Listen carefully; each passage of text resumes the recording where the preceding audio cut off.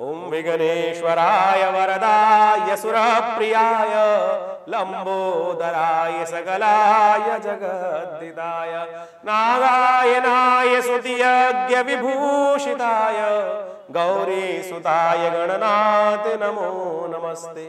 नमस्कार, स्वागत है आपका इस आचार्य वाणी चैनल पर। मैं आचार्य डॉक्टर विक्रमादित्य आपके साथ हूं। मिथुन राशि वालों के लिए 11 मार्च से लेकर 20 मार्च तक का समय कैसा है और क्या कुछ उपाय करके आप अपने समय को और शुभ कर सकते हैं, इसके लिए आज ये वीडियो हम आपके समक्ष उपस्थित कर रहे हैं। देखिए, ये जो समय है 11 मार्च से लेकर 20 मार्च तक का समय कई उठापटक वाला ग्रह है, ग्रहों का योग है। कई सारे ग्रह परिवर्तन एक साथ जा रहे हैं। इन 10 दिनों में आप समझे करीब करीब 5 ग्रहों का परिवर्तन, बड़ा मुख्य परिवर्तन हो रहा है। सबसे पहले तो शुक्र परिवर्तन की तरफ जाएंगे, मेष राशि में जाएंगे जो चल रहे थे बृहस्पति के साथ। फिर मंगल भी अगले दिन परिवर्तित हो जाएंगे। उसी के अगले दिन 2 ग्रह और परिवर्तित हो जाएंगे, सूर्य और बुध दोनों परिवर्तन की तरफ चले जाएंगे। चंद्रमा तो परिवर्तन हो ही रहे हैं।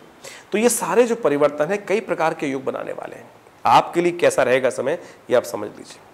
यदि हम बात करें डेट वाइज, तो सबसे पहले बात कर लेते हैं 11 तारीख की। 11 तारीख का समय ओवरऑल हमें अच्छा दिखाई देता है। आपकी बुद्धि के द्वारा सही रास्ते बन सकते हैं। अपनी बुद्धि का पूर्ण उपयोग करते हुए आपको काम करने का प्रयास करना चाहिए। आपका विशेष तौर पर कई यदि बाहर से संबंधित कार्य चल रहे हैं तो बहुत अच्छा हो सकता है, और साथ साथ अपनी कास्ट से बाहर के लोगों के साथ काम करने का प्रयास करेंगे तो बहुत अच्छा हो सकता है, आगे बढ़ने के योग बन सकते हैं। ऐसे में ग्रह दिखा रहे हैं कि आपको अपनी बुद्धि का पूर्ण उपयोग करते हुए काम करना चाहिए। बहुत बढ़िया से आपको आगे बढ़ने के योग बनते दिखाई दे रहे हैं। तो 11 और 12 तारीख को विशेष तौर पर जो परिवर्तन होगा शुक्र का, वो और अच्छा है आपके लिए। शुक्र का परिवर्तन कई प्रकार से आपको लाभ देने के योग दे सकता है। आपको कन्या पूजन करते हुए उस दिन का आरंभ करना चाहिए। पूरा महीना आपके लिए बहुत अच्छा रहेगा। राहु के साथ शुक्र का जो योग बनेगा 11वें भाव में, वो कई प्रकार से कन्या पूजन के द्वारा आपके जीवन में कल्याण का योग बन सकता है। कोशिश ये करें, एक बात से सावधान रहिएगा, ये एक बात ध्यान रखिए, फक्कड़ किस्म के लोगों से इन दिनों में आपको बचना है।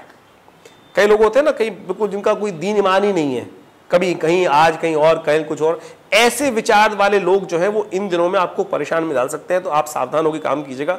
ऐसे लोगों से आपको बचते हुए काम करना है, नहीं तो वो आपको कहीं फंसा सकते हैं। तो इस बात का ध्यान रखते हुए काम कीजिएगा। कई दिनों तक इस प्रकार का योग बनने वाला है, यानी अगली बार तो हम बताएंगे, आप अभी समझ लीजिए, क्योंकि शुक्र यहाँ बहुत दिन तक रहेंगे राहु के साथ। तो इस बात का कहीं ना कहीं फक्कड़ किस्म के लोग जो है किसी पे विश्वास कर लिया और पैसे मांगने आया या कुछ आपसे हेल्प मांग ली और आपने दे दिए तो बस गए आप कई भैंस पानी में, तो बिल्कुल वापस नहीं आने वाले हैं। तो इस बात को समझते हुए काम करने का प्रयास करें। कहीं किसी ऐसे चलते फिरते आदमी पर आपने विश्वास कर लिया, उसने बताया जी ऐसा काम कर लो, ऐसा काम कर लो, इससे बढ़िया हो जाएगा, बस वो आपको फंसाने वाला है। तो इस बुद्धिमानी के साथ काम करने का प्रयास करना है। 13 तारीख की यदि बात करें तो 13 तारीख को चंद्रमा भी परिवर्तन की तरफ जाएंगे और साथ साथ मंगल भी परिवर्तन की तरफ जाएंगे। 13 तारीख को सुबह 4:15 पर वृश्चिक राशि में चंद्रमा का आगमन हो जाएगा। वो स्वास्थ्य के दृष्टिकोण से ठीक नहीं है। स्वास्थ्य का ध्यान रखते हुए काम करने का प्रयास कीजिएगा। देखिए, मौसम परिवर्तन की तरफ जा रहा है, और ऐसे में मौसम का जब परिवर्तन होता है तो विशेष तौर पर वो आप समझें कि नज़ला, जुकाम, सर्दी इत्यादि कई प्रकार के रोग आपको परेशान न करें। इसके लिए आपको सावधान रहना पड़ेगा। देव योग से बड़ा सुंदर योग भी बन रहा है, पहले उस बारे में बात भी करेंगे, क्योंकि उसके 13 तारीख को मिथुन में भी मंगल का परिवर्तन हो रहा है, लग्न में परिवर्तन हो रहा है। ये बड़ा शुभ है, ये आपको बड़ी हिम्मत देगा और कई प्रकार के पॉजिटिव काम कर सकते हैं। तो अब स्वास्थ्य के दृष्टिकोण से क्या किया जाए, देखिए, क्योंकि उस दिन बसौड़ा पूजन होगा। 14 तारीख को बसौड़ा है तो 13 तारीख को बसौड़ा के बनाया जाता है, खाना बनाया जाता है, माँ भगवती शीतला माता का पूजन किया जाता है। और 14 तारीख को पुनः पूजन करने के उपरांत स्वास्थ्य की रक्षा करने वाली देवी हैं। दुर्गा सप्तशती में एक मंत्र आया है, रोगान शेषान न पहंसि तुष्टा रुष्टा तु कामान सकलान न भिष्टान त्वामाशितानाम न विपन्न नारायणाम त्वामाशिता हया श्वेताम प्रयांति। ये दुर्गा सप्तशती में रोगों को नाश करने वाली भगवती का स्वरूप में पूजन करने का मंत्र है। और इस विशेष तौर पर शीतला माता का पूजन इसी मंत्र से करें, और उसके बाद जो उनका अभिमंत्रित जल हो, ये परंपरा रही है कि पूरे घर में उसको छिड़क लिया जाता है, अपने ऊपर भी छिड़क लिया जाता है, बच्चों को हल्का हल्का छिड़क लिया जाता है। उससे क्या होता है कि रोग दोष, स्किन डिसीज, बहुत सारी बीमारियां इससे ठीक होने के योग बन जाते हैं। पूरे उत्तर भारत में विशेष परंपरा है इनको मनाने की, और अपने अपने क्षेत्र के अनुसार से मनाया जाता है। उस दिन तो कहा जाता है कि बासा खाना खाने की परंपरा रहती है। उसका कभी आयुर्वेद के दृष्टिकोण से बात करेंगे, लेकिन है बहुत सुंदर परंपरा। आपकी इम्यूनिटी को स्ट्रांग कर देगी। नज़ले, जुकाम, चिकन पॉक्स, इन सब से रक्षा करने के बड़े सुंदर प्रयोग शास्त्र में वर्णित हैं। उनको अवश्य इसी रूप में करने का प्रयास करना चाहिए, तो अच्छा रहेगा। 14 तारीख को ग्रहों का योगायोग दिखा रहा है आपके लिए, खासतौर पर स्वास्थ्य का ध्यान रखते हुए, नज़ले इत्यादि से बचते हुए, शत्रुओं से बचते हुए, नेगेटिव लोगों से बचते हुए आपको काम करने का प्रयास करना चाहिए। 15 तारीख की यदि हम बात करें तो 15 तारीख को भी 2 ग्रहों का परिवर्तन हो रहा है विशेष तौर पर। जो चंद्रमा का और खासतौर पे सूर्य का परिवर्तन हो रहा है। उस दिन खरमास आरंभ हो जाएगा। शनि के साथ जो सूर्य का योग चल रहा था पिछले करीब करीब 1 महीने से, वो परिवर्तन की तरफ जा रहा है। और वो जो परिवर्तन है विशेष तौर पर एक तरह से बहुत शुभ है।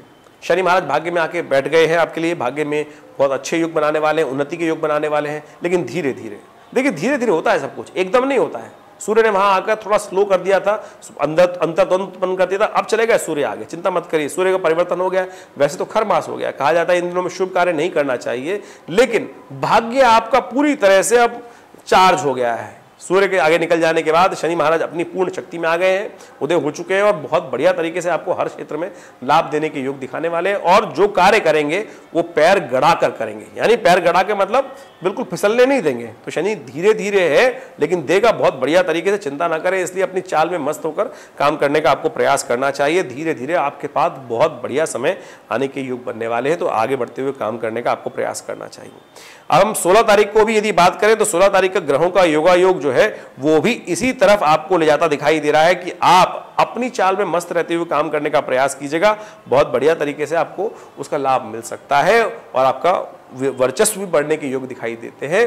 बस थोड़ा संयमित होकर काम करने का प्रयास करें। ये नहीं कि आगे बढ़ रहे हैं तो साथ साथ इंट्यूशन का लाभ भी ले सकते हैं आप, क्योंकि जो विशेष तौर पे जो परिवर्तन हुआ है, चंद्रमा का परिवर्तन धनु राशि में आने के बाद सप्तम भाव में परिवर्तन आपको थोड़ा सा एक अच्छा सा इंट्यूशन दे सकता है, सही डायरेक्शन दे सकता है।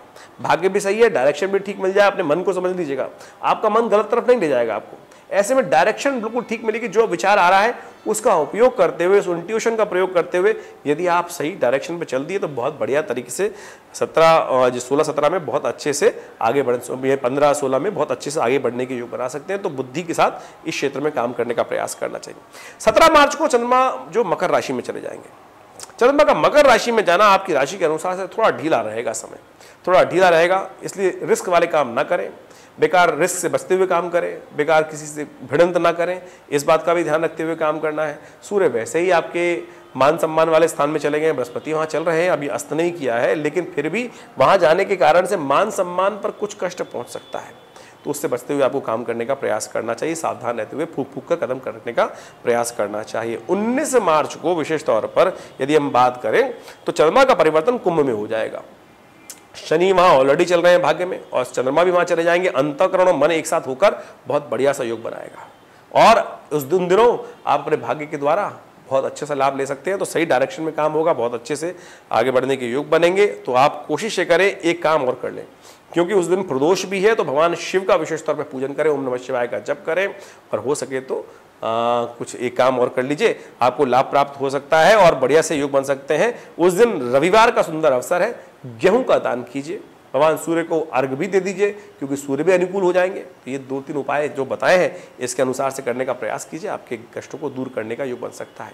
21 तारीख से बड़ा सुंदर योग बन रहा है, आपको हम सूचना दे रहे हैं कि हमारे आश्रम पे बहुत सुंदर यज्ञ का आयोजन हो रहा है नवरात्र के अवसर पर। सिद्ध विशेष तौर पर सिद्ध नवरात्रि का अवसर है, चैत्र की नवरात्रि जो है, और माँ भगवती के शिव विग्रह के समक्ष, जो मुल्तान से भगवती का शिव विग्रह आया, 500 वर्ष पुरानी प्राचीन दिव्य प्रतिमा है भगवती की, उनका के समक्ष सहस्त्र चंडी महायज्ञ का आयोजन किया जा रहा है। आप सब उसमें सम्मिलित हों, आपकी मनोकामना पूर्ण अवश्य होगी। ये सुंदर योग है नवरात्र का, और जो भी भगवती के समक्ष बैठकर यज्ञ करते हैं उनके समस्त कष्ट दूर होने के योग बनते हैं और आप भी उस यज्ञ में सम्मिलित हो सकते हैं। नंबर्स आपके सामने स्क्रीन पर हैं, उन पर यदि सम्मिलित होना चाहते हैं फ़ोन कर अपना स्थान आरक्षित करा सकते हैं। धन्यवाद।